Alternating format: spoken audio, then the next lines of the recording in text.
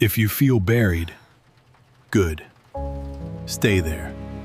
It feels like God hit pause on your life while everyone else is soaring. But you are making a critical mistake. You are confusing being buried with being planted. One implies the end. The other implies destiny. Darkness isn't always a prison. Sometimes it is soil. You aren't stuck. You are beginning.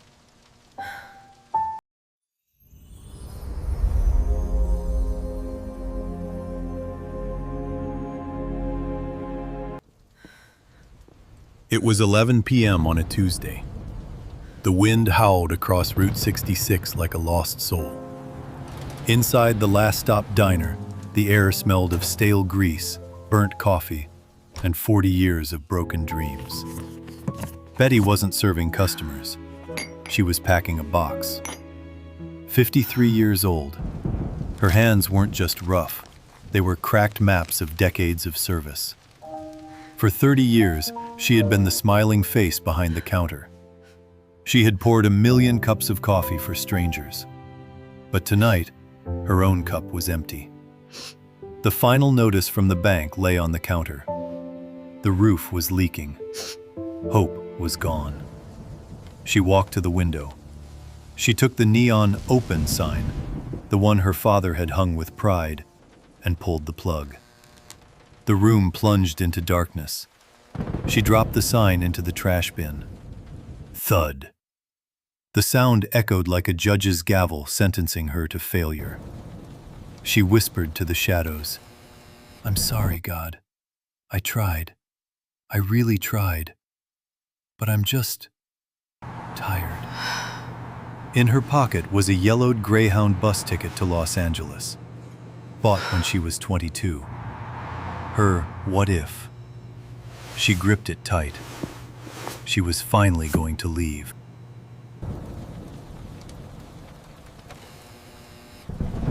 Betty put her hand on the back door latch.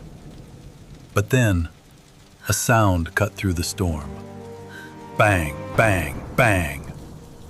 A desperate pounding on the glass front door. Betty froze. Her mind screamed, "Don't answer. You're closed. Just go." But the knocking didn't stop. It was erratic, frantic, the sound of a man drowning. With a heavy sigh, Betty turned around. She walked through the dark room and unlocked the door. The wind blew it open, and a man stumbled inside. Expensive Italian suit soaked through. No tie. His eyes were wild, red-rimmed, terrified. He didn't speak. He collapsed into booth number 4, buried his face in his hands, and began to shake. Betty glanced outside. His luxury car idled in the storm. On the driver's seat, a white envelope. She knew that look. It wasn't just a letter. It was a final goodbye. Betty stood in the semi-darkness. To her left, the back door, her freedom. To her right, a broken man. She realized she had a choice. Escape or serve one last time. Slowly, Betty walked to the trash bin. She pulled out the open sign. She dusted it off. She plugged it back in. Buzz. The red neon flickered to life, casting a warm glow over booth number 4. She didn't ask for his order. She placed a steaming mug in front of him and sat down. She covered his trembling hand with hers. She anchored him. "I was driving to the edge tonight," the man whispered. "I lost the company. My wife left. I have nothing but debt and shame. I asked God for one reason to stay, one light." He looked up at Betty, tears streaming. "If this place had been dark, if you hadn't opened that door, I wouldn't be here." Betty didn't offer advice. She didn't say it would be okay. She just sat with him. She became his sanctuary. That night, Betty didn't go to Los Angeles. And as she watched the man tear up the envelope and drive away, she understood something profound. She wasn't stuck in a diner. She was positioned. You cannot be a lighthouse if you are always moving. A lighthouse doesn't run. It stands on the rock. It endures the storm to shine for the lost.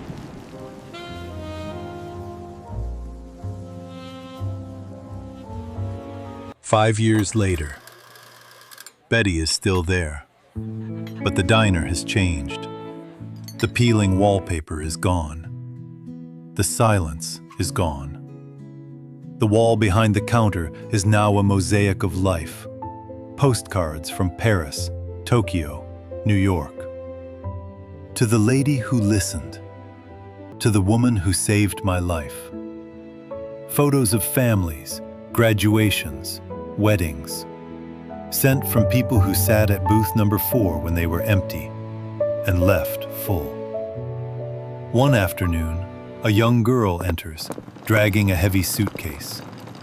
She looks just like Betty did 30 years ago, tired, restless.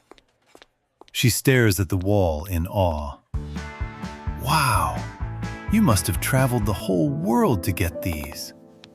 She points to a silver frame in the center.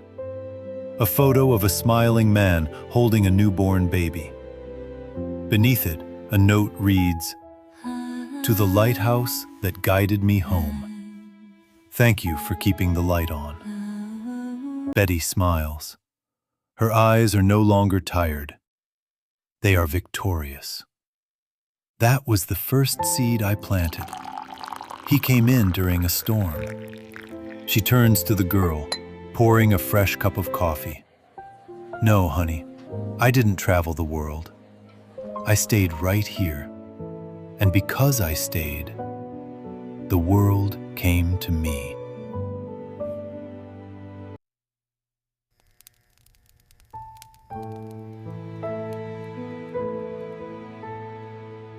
Friend, listen to me. Maybe you're staring at an old ticket in a drawer. A dream that didn't happen. A life you think you missed. You feel like you're digging a hole while everyone else builds a mountain. But God has not forgotten you. He has stationed you. He has hidden you in the shadows because someone is coming through a storm, and they can only be saved in the dark. Your stability is their sanctuary. Your quiet faithfulness is their miracle. So stop looking at the door. Look at who is sitting in the booth in front of you. You are not buried. You are planted. Do not turn off your sign yet. The harvest is coming. If this speaks to you, declare it. Go to the comments and type, "I am planted." Your story isn't over. It's just beginning.